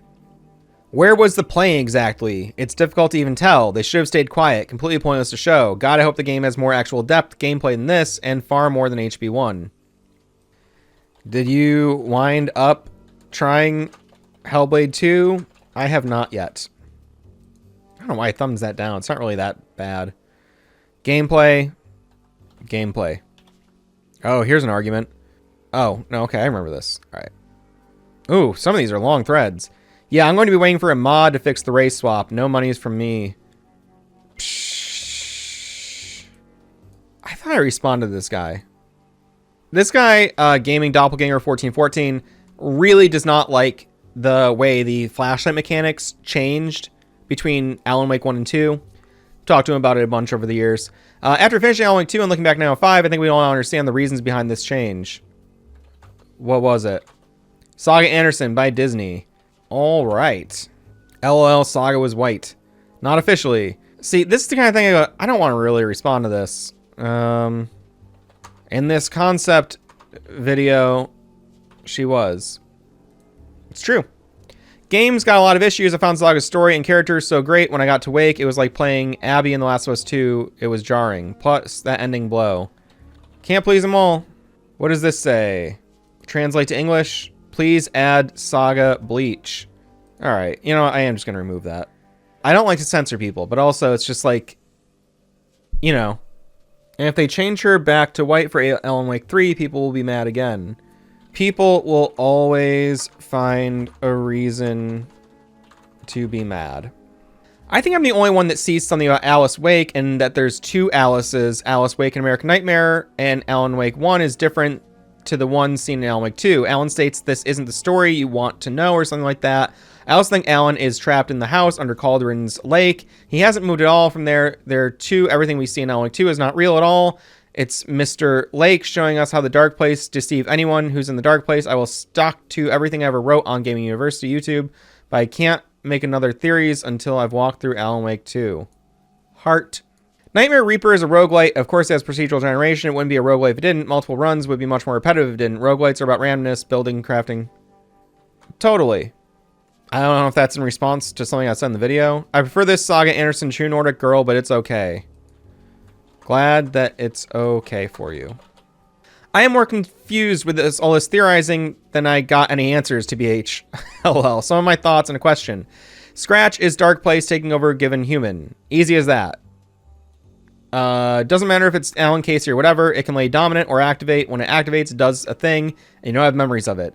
While possessed, one person, it can possibly also get out and possess someone else through story, timelines, maybe a sheer will. It can have more human behavior, imitating the host in mannerism and talk, or it can be a true evil form, showing what it is about. I think about Palpatine in Star Wars.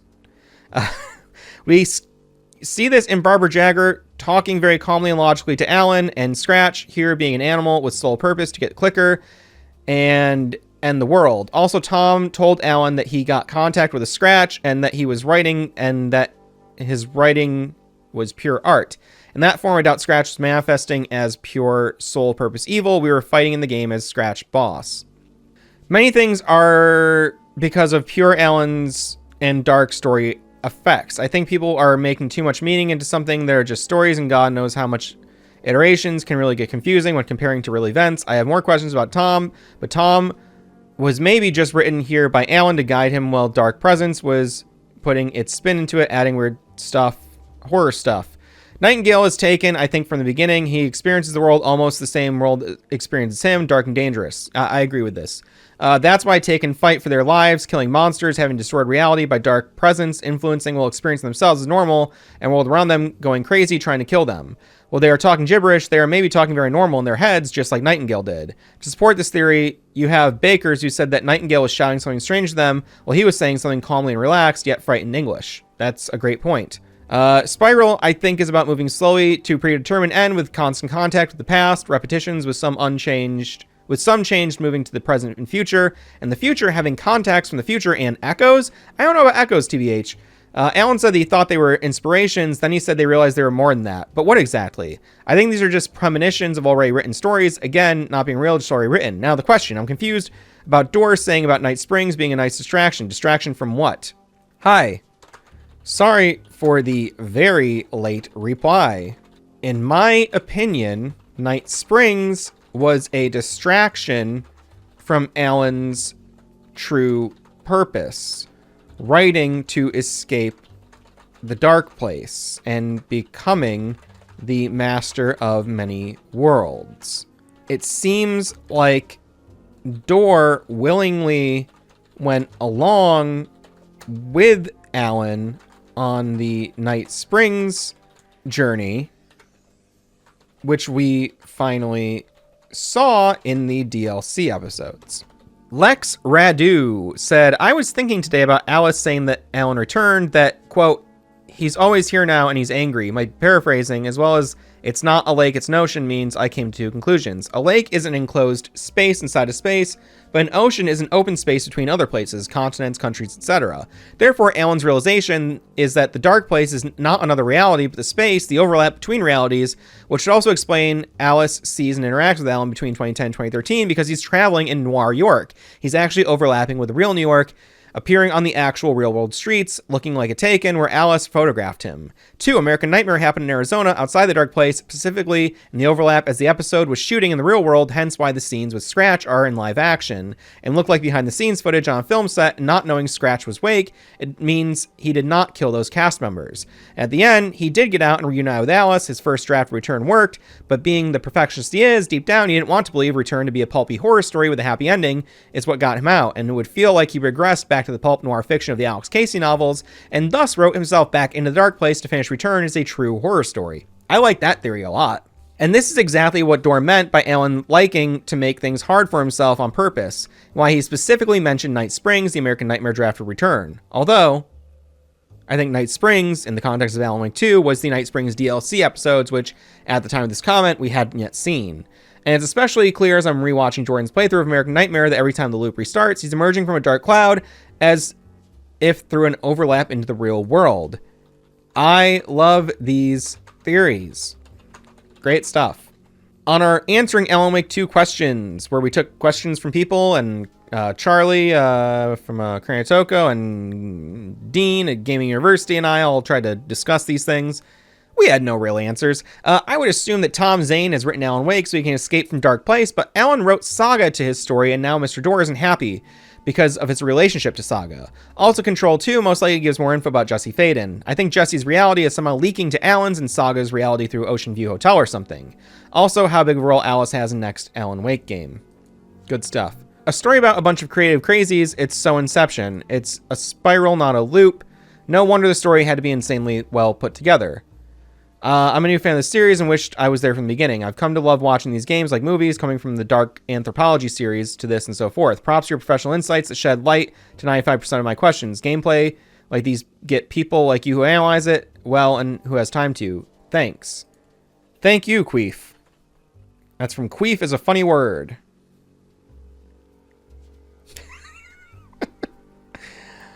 Pussy fart. All right. Am I any closer to answering these comments? I am not. Jesus Christ. You know what? Let's refresh the page. There's still a lot. There's so many. I believe that I met him some time ago. There's just something about him. I've had a hard time keeping track of time lately. Dr. Darling Casper, head of research. That's nice. I'm loving these videos that the people role playing on the comments of this video. Oh, this is killing me that people take time to respond to our videos and I don't have time to, how could you not cry throughout all those cutscenes? I weep like shit every time I play Death Stranding again. All right, you know what? I'm gonna have to do a second round of this eventually. I can't talk any longer. My throat's giving out. It's my birthday. And I spent half my time being annoyed by chuds. Wow. It's insane how you know, that someone makes a game, someone plays it, someone writes a video, someone writes a comment, and this whole like thing, you know, the communication between people all surrounding this media. It's very cool to me. That's why I like responding to every comment, even if they're shithead comments. I respond to shithead people in real life. You know? Maybe I shouldn't, but I do. And, yeah, damn. Okay. Well, hopefully this was at least mildly entertaining for someone. I'm going to stop now and, pick this up for a part 2 in the future. Peace.